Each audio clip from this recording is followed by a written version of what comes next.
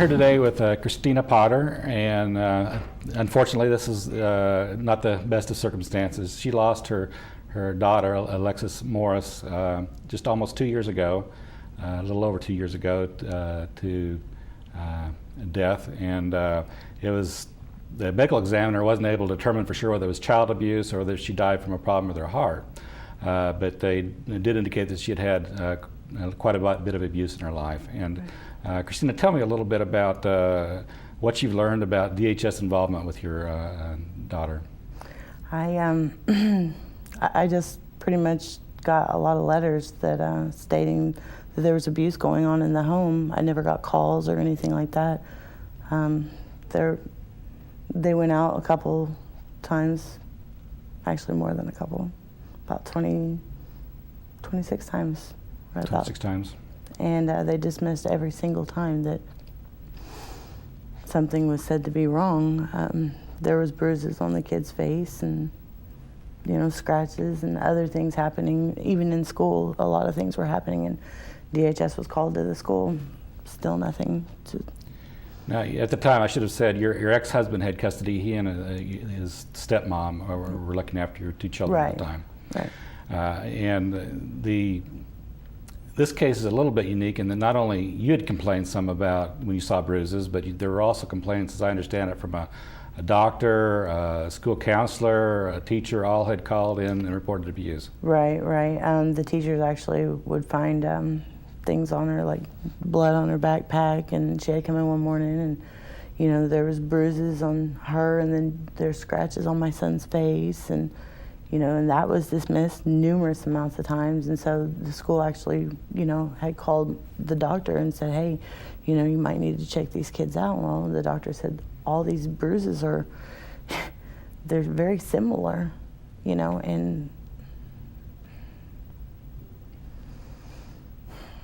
as I understand it, you found out later that one of the social workers had a relationship with, a friendship with the sister of your ex-boyfriend. Explain that a little bit. Yeah.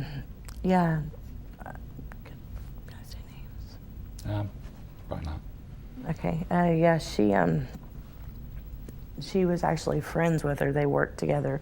One was a food stamp worker, and the other one was a child service worker. And the child service worker was her best friend. David's sister was the one that actually was the food stamp worker, and they talked amongst each other quite a bit. Well, she was the one that got called out on all the cases. Probably about 15 of the cases she had got called out on. And when she went out, every time they were dismissed. Even if it wasn't her, still another DHS caseworker dismissed it every time.